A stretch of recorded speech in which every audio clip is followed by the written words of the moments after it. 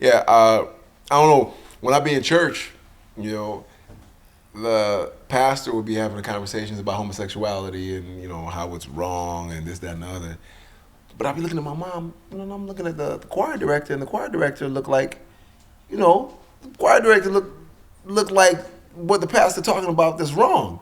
So it was so confusing to me because it was like the elephant is in the room, and they would be saying all that, but then you have gay men in the church that are openly gay, at least to me visually, not saying that they're gay. And when we say visually, what do you mean by that, though? I mean by the way they talk, the way they move, the way they act. Yeah, they were giving Luther Vandross vibes. They were giving Luther Vandross vibes. Yeah. And let me just say this. I know that's kind of like a wild thing to say because obviously I know, gay men who aren't flamboyant. Yeah. They're just men who love other men. They don't act like they don't give off any feminine, hey girl.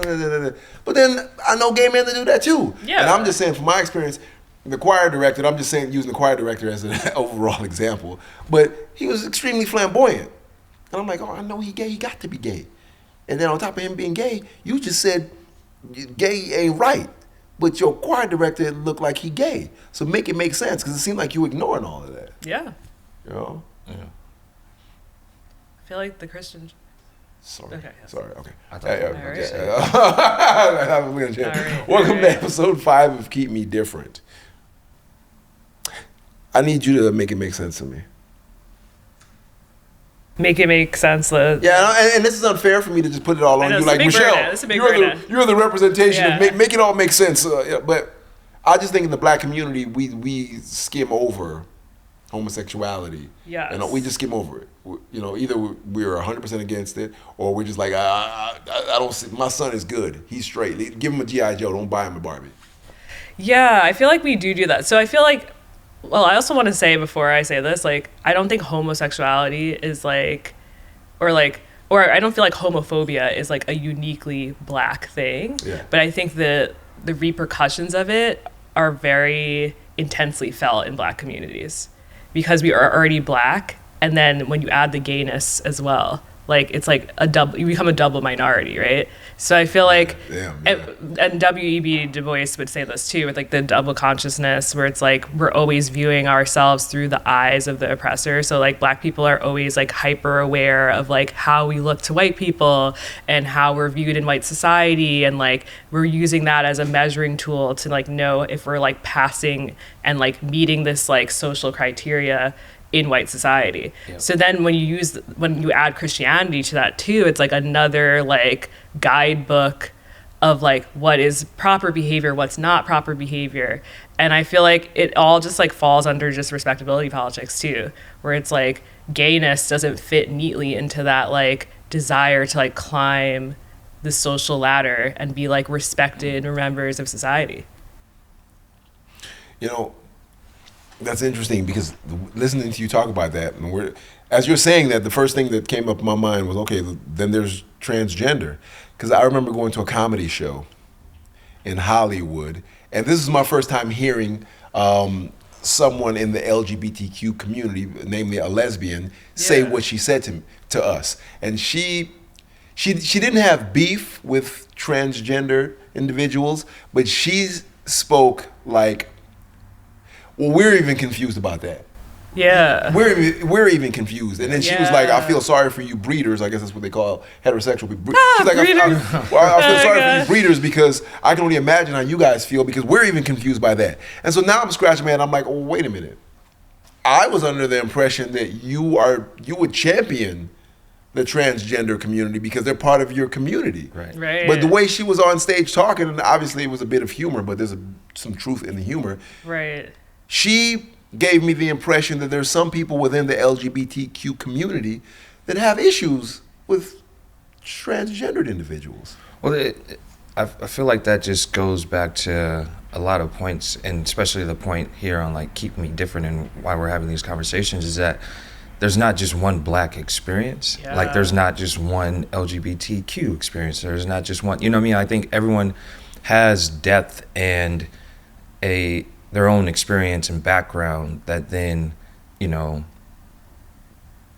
continues to evolve Yeah. and even question things. So her saying that is like, it's probably because of whatever group she's a part of in that LGBTQ space, is also layered with her own experiences with transgenders or lack thereof. You know what I mean? Yeah. Which I think is interesting in general. Is just like, for me, I don't think I'm just passive. I'm very aware of transgender and the LGBTQ and all that, but my upbringing wasn't around a lot of those communities. Yeah. So my take and my perspective isn't against it. It's just that I don't know. I'm not educated enough to understand what's going on. Yeah. You know? I wonder. We'll listen to you say that. I wonder. I wonder how long we can use the. I mean, I don't know, or I'm confused. Yeah, yeah. Because I personally want to use it forever. Not forever, but I want to use it as long as I can use it. Simply because of the societal norms that I've grown up with, and saying, "Yo, my man," or "Girl," this, that, and the other. I'm accustomed to saying it.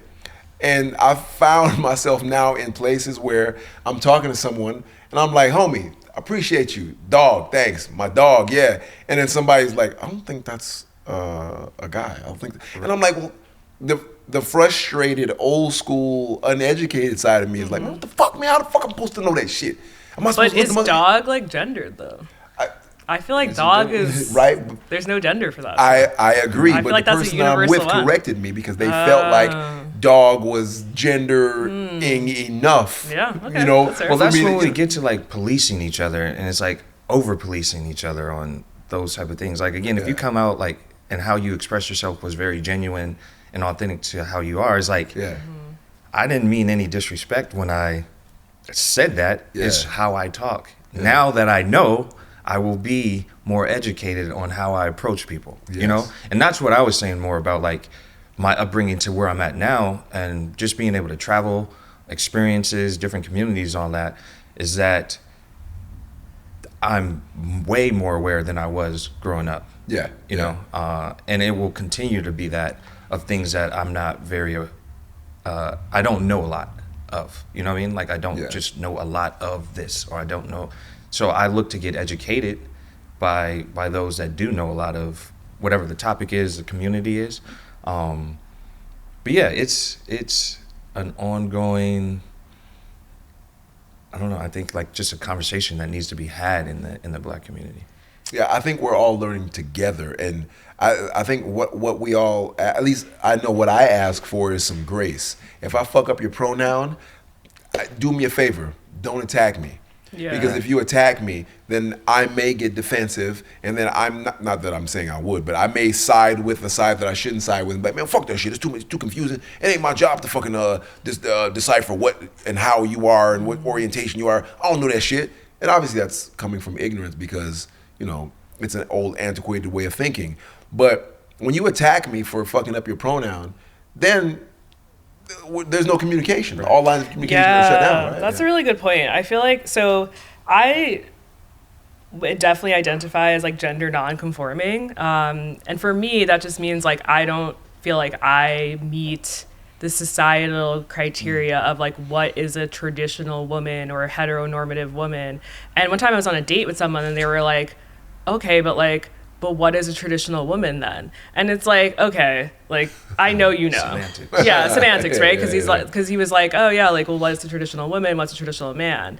Now, we do know what these things are, just because like if they didn't exist, then there wouldn't be such an uproar about transgender. If there was no traditional, like, we know that like there wouldn't be gender reveal parties, there wouldn't be girls wear dresses, boys wear pants, whatever. Like if there was no traditional ideas of gender, like then we wouldn't be here, right? So for him to be like, oh, but what is it, right? And it's like, I think people do that to like kind of skirt away from like having to deal with that there are norms and that some people don't meet them. And like in their quest to feel like they're so accepting, they're quick to like be like, oh, in my mind, it's like the people who are like, I don't see color, I don't see gender. Right. Yes, you do. Yeah. We are all like susceptible And you to these need things. to. Yeah. To be aware and to understand and to see the differences and the similarities. Like when people say that, it's very passive of I don't see color Oh, or I totally. don't see gender. Yeah. Or although I think gender, and just reading up more again on this topic of like understanding the difference between sex and gender, Right, yeah. and gender being more of an expression of your traditional ways of a certain sex of a male, female. Does that make sense? Yeah. Yeah. And how gender is now being challenged as a structure and something that was created and built, and not something that's biological. Yeah. Yeah. So let's like do a little lesson here. Yes. Judith Butler, really famous queer scholar. She was the person. I believe her pronouns are she. I could be wrong. Don't butcher me. Don't, Here we go, crucify here we me. go. I don't know her pronouns. I don't know their pronouns there. But they, their whole theory was that gender is a performance, right? So it's like male or female doesn't determine behavior. People learn to behave in certain ways that fit societal norms, right? Mm-hmm. So like gender can be seen as like a kind of like accumulation of like all these different behaviors that we do every day make up our gender expression, right? And like most people's gender expression is going to fall into like I want to behave or tend to behave this way because I'm a male, or I tend to behave this way because I'm a female. But then there's other people who they're what they call like assigned at birth, which is like maybe like biological sex, right? Like if you're assigned female at birth, assigned male at birth, that might not reflect your actual gender identity, right? And then your behavior might not fit neatly into that assigned category that you were assigned at birth. And that's when we get, gender differences. And then you also get transgender people who would like to transition or no longer be associated with whatever they were assigned at birth. Yeah. Yeah, it's interesting because, and this may be a controversial thing to say, but I think traditionally in the past, right? Everybody looking at me. Traditionally in the past, I'll make sure I say this right. When we were taught from an ignorant point of view, right, through ignorant spectacles, when we heard the term transgender, right, we would think, gosh, this is gonna sound so fucked up. I would think when I was younger, oh, you talking about like the Santa Monica Boulevard, dusty Santa Monica Boulevard, prostitutes, sex workers, sexual deviant, all that quote stuff. unquote sexual deviants. Exactly. Yeah. So anytime before I was educated, when I was younger, I would hear transgender, or the negative word they would use, tranny. That's automatically what I would think about. Right. I'm driving down Santa Monica Boulevard and I see a dude with some fishnet tights on with his ass cheeks hanging out and a dusty wig with a purse, and I'm like, oh, that's transgender. Right. It was taught to us. It was packaged and delivered to me like that. So for all these years, so it takes a lot of unlearning. It takes a lot of unlearning. It takes a lot of unlearning to think like, okay. But what's odd is like all of like trans people have existed for centuries. Yeah. Like this is not a new phenomenon. There was transgender people in Greece. There was transgender people in a lot of Asian societies have like multiple genders. A lot of Native American communities, the Two-Spirit people. Polynesian communities, yes, like it's right? actually not that crazy. And to be honest, like, let's say you grew up with someone who was described by others as a tomboy. That person might consider themselves non-binary today, right? Like we didn't have those terms back then, or some of these terms originated in academia, I would say, like non-binary and things like that. So they weren't as accessible to like the everyday person, right? So that person might just been like, oh, they're a tomboy and like they play sports. So like that's just like I went to school with girls that were like that, right? Like they dressed kind of androgynous and we just knew them as like a tomboy, right? So it's not like that hard to think of that is a gender expression, right? Yeah. They're not dressing traditionally female. They're not dressing traditionally male. They're dressing somewhere in between. and we just use the catch-all phrase of a tomboy or they're athletic, whatever, but like their identity might feel that they are not neither male or female, like they are non-binary. Yeah. So it's like, I think some of the terms are new, but like I feel like if you look throughout history and throughout populations, like there's always going to be people whose gender doesn't fit neatly into a binary. Yeah. And so with that being said, in a sense, that would be considered transgender. So if they could be considered trans, yes, because if they felt like I knew someone who was non-binary or is non-binary, and they transitioned to being non-binary, and they described it as such. So they did identify with the trans community because they were assigned female at birth, and then they eventually became known to be, pronouns they, them, non-binary. So they did describe that as a transition. So I'm going to respect that and consider them a trans person because they've self-identified. Yep. A lot of things too is like, the person will let you know what they identify as, and it's like not really your job to like question that. It's really like they're giving you information and you just got to go with it. Yeah. It's not that hard. Yeah. The person will let you know, and it's not your job to question. You shouldn't question. But there's so many little things that happen that pop up that make you question. Yeah. Like for instance, a friend of mine told me he was teaching an improv class. And you know how improvisation goes. You're labeling, you're yes-anding. So if we're all three improvising and I label Garen as a whiny crybaby, Garen can't tell me, no, I'm not a whiny crybaby, because that kills the fucking performance. Right. He has to be what I'm labeling him, right? Yeah. It's performative. So my boy was like, he called me, he's like, man, I got a person that identifies a particular pronoun in my class, and I was like, oh, that's interesting. I was like, how did it go? This is right at the beginning of the whole, the woke movement stuff and everything. So everything was like, yo, hey, listen, hey, do whatever don't fight, listen. So he was like, I was trying to like accommodate them. Don't get canceled. Don't get canceled to the best of my ability. But he was like, man, I was doing real good. We were all doing real good. He was like, then they got on stage, and somebody labeled them a particular sex, and they broke character every single time. It was like, I am not a male, or I'm not a female, whatever they said. And he was like, yeah, I know, but just for the sake of the performance and the improv, that's what you got to be. And they were adamantly against it. Now, listen, we all know this is take the sexuality out of it. This is just a difficult person. Right. Yeah. This is a difficult person. But some people can weaponize it and wield it like a sword and do stuff like that. And for the sake of not being canceled or not seeming, I don't want to say sympathetic, but understanding or forward thinking, my boy was like, hey, whatever you want. You could be a turtle, you don't be a turtle, whatever. You could just blow the building up if you want to. I don't want no problems. And then I was telling him, I was like, man, that's bullshit. You got to explain to them that, listen, this is a sketch.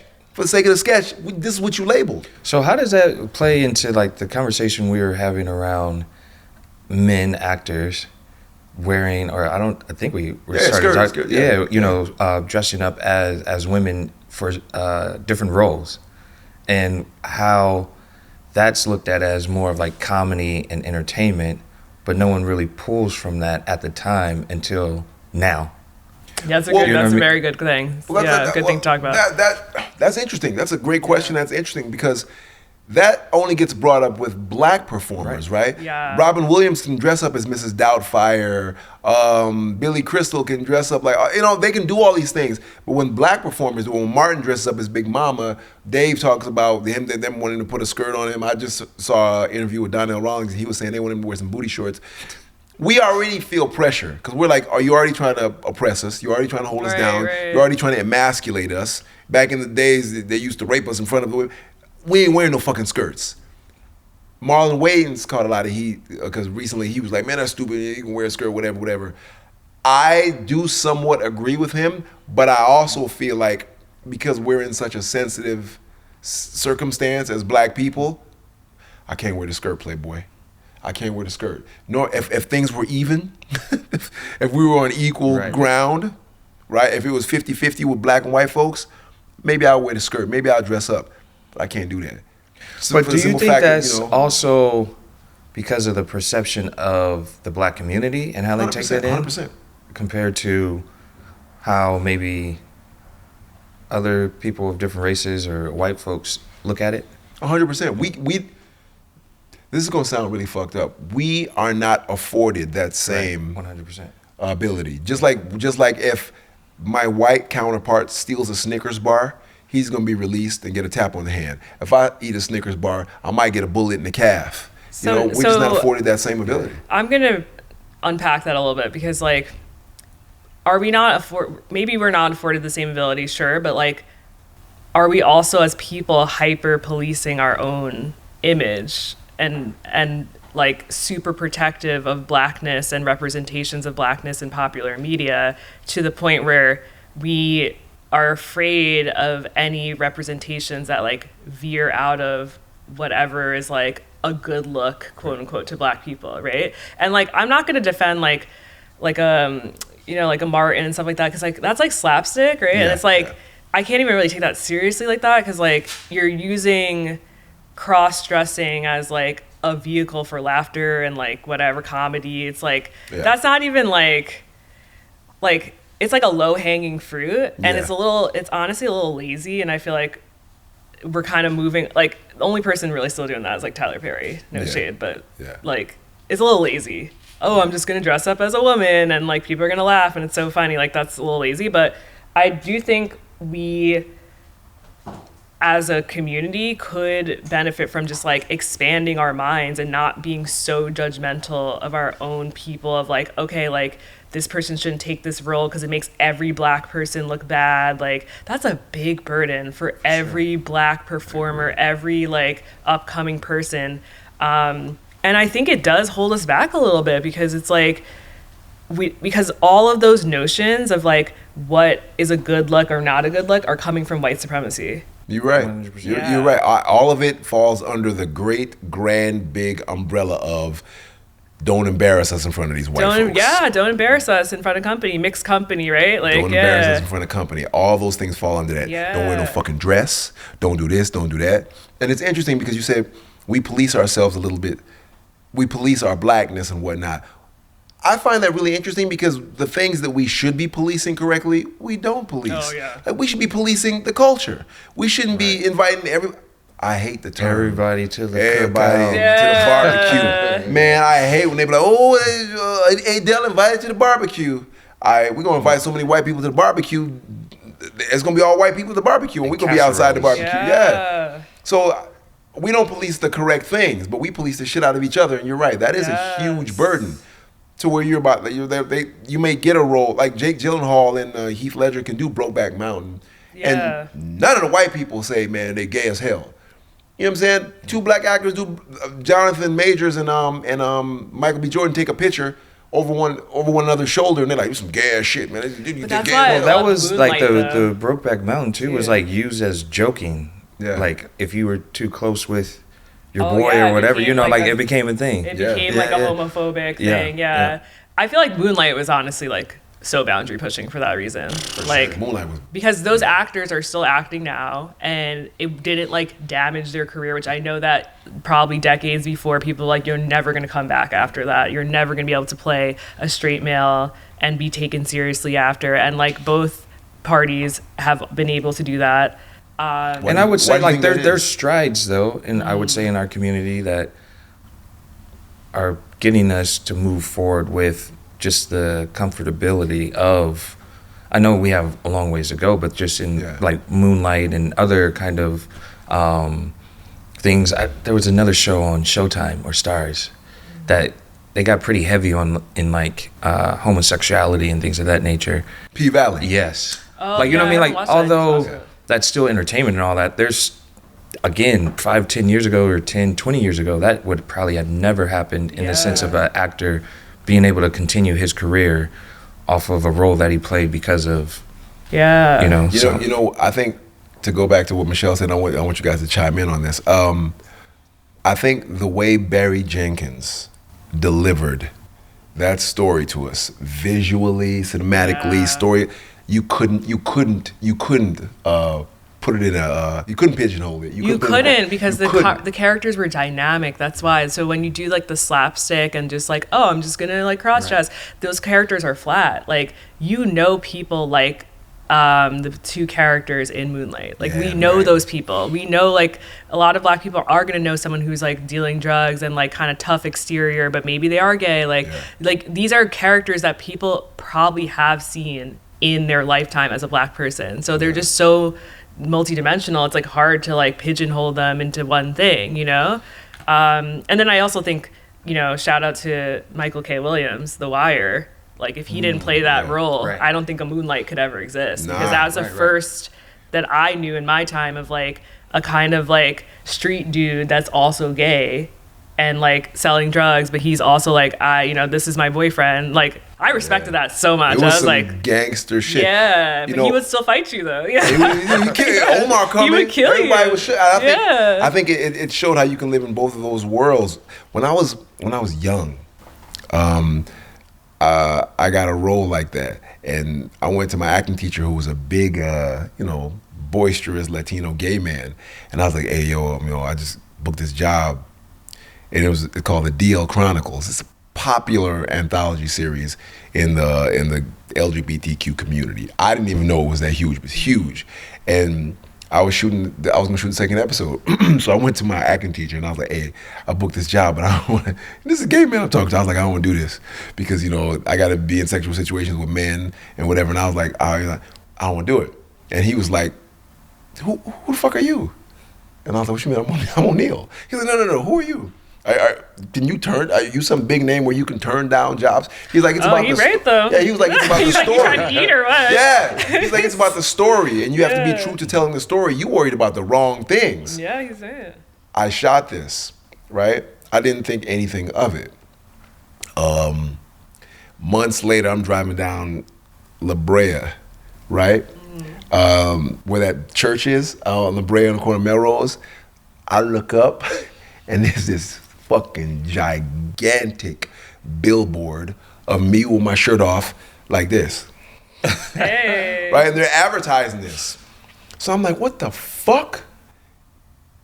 That year following, every gay man that I came within the vicinity of, black or white, was running up on me, asking me, we love it. And I'm like, what the fuck? But I'm young, so I'm embarrassed. I'm like, man, I want nobody talking to me about this.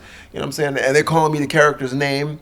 And the directors who have gone on to do great stuff, now they're doing the Shy stuff and all that, they were like, yo, there's billboards of you in Amsterdam and all this stuff. People were reaching out to me on Facebook and asking me to speak at, LGBTQ conferences. Oh my God. I said no.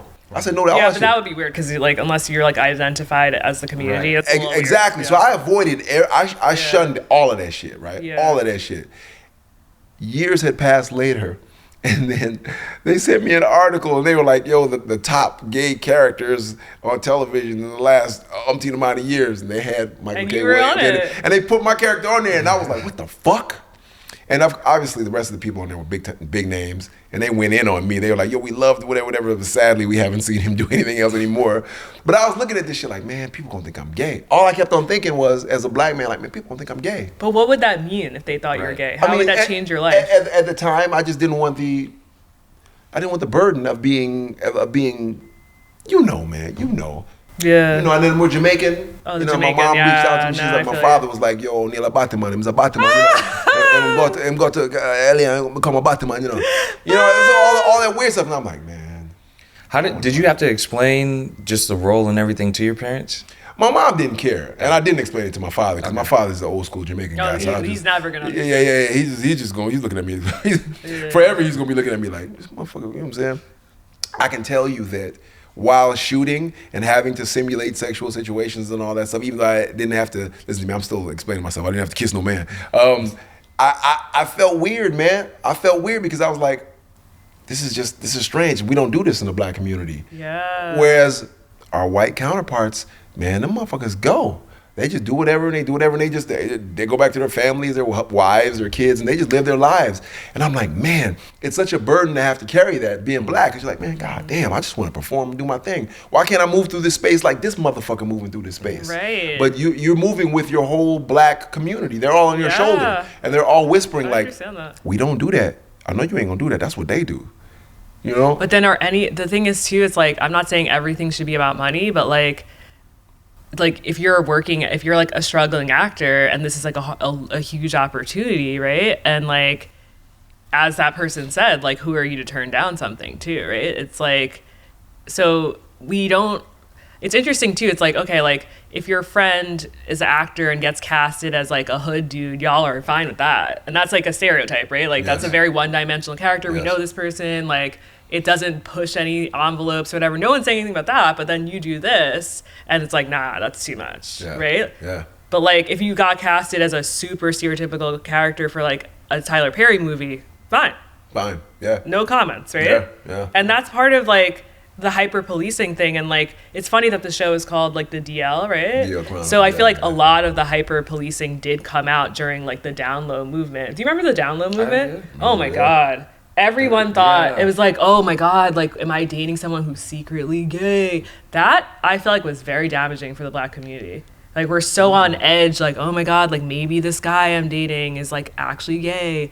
And it's like, I feel like we're now at a place where we realize sexuality is fluid though, right? And it's like, I really don't believe anyone is like 100% straight in like how they express sexuality and how they express gender. Like no one is going to be like this like prototypical straight person. Like sexually. Well, not necessarily, so like, okay, like I'm gonna throw out my mom and dad here. So like my dad always had style and he still does, and he's not like afraid to express himself through style. So sometimes my dad would wear certain shoes, and my dad's Guyanese, both my parents West Indian, and my mom would be like, oh, your father got on those gay shoes. And it's like, why does he have to now be gay because he wears a certain shoe? Yeah. That's like not straight. Yeah. You know, it's like we have to start unpacking like these assumptions of like, oh, like only a gay person would wear that, and like that, like what is that? What like, does that mean? what does that mean? Like, also like is Young Thug gay, right? Like he's like, yo, I'm gonna wear whatever I want. Yeah. And he's also a hood dude though. He's on trial, you know, like he's about that life, right? But like he will wear whatever he wants. But right? well, about the Young Thug thing, or the Diddy thing that's going on right now, because you know, here's the thing. Yeah. We act as if, not even just black people, but just human beings in general, we act like two things can't be occurring in someone at the same fucking time. Two things we act like if you're once. gay, you can't be scary or a killer or something like that, or vice versa. What are we talking about here? Right. We're human beings. I remember seeing T.I. on The Breakfast Club, and they were asking him something that he did that was obviously, you know, what's the term you use when you... I can't remember the term, but he said something to the effect, it was beautiful, it was his response. He's like, I could love you, slap you in the face, give you some money, commit a crime, all at the same time. I'm not just one thing. You know, and I was like, that's true. No one is just one thing. No one is one thing. So when you don't fit the bill for me and I go off on you, you gotta be looking at me like, what the fuck are you talking about? Sometimes I'm happy. Sometimes I'm happy, sometimes I'm sad. Yeah. Sometimes I'm melancholy, and sometimes, you know, sometimes I might I want to just go somewhere. Sometimes I don't. Why am I not afforded the ability to go through these range of feelings and emotions and all these things? Why must I be this? I just think as a society, we are in love with saying, Garen, I know you to be a quiet, soft-spoken dude. I don't never want to see you hype or celebrating. Or Michelle, I know you for always being so articulate and saying smart things.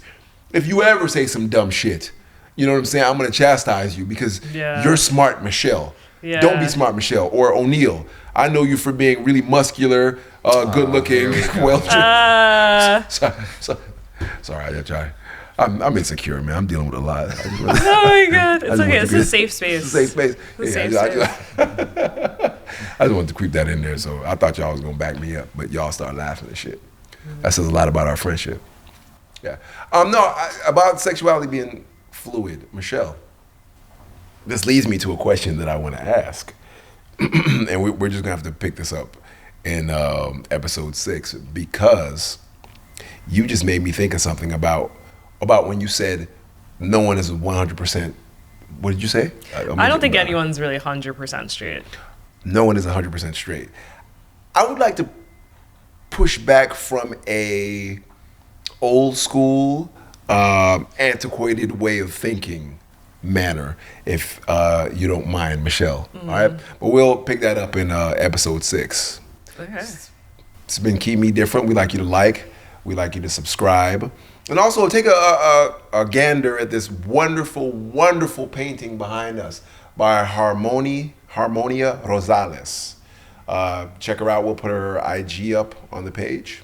And this has been Keep Me Different.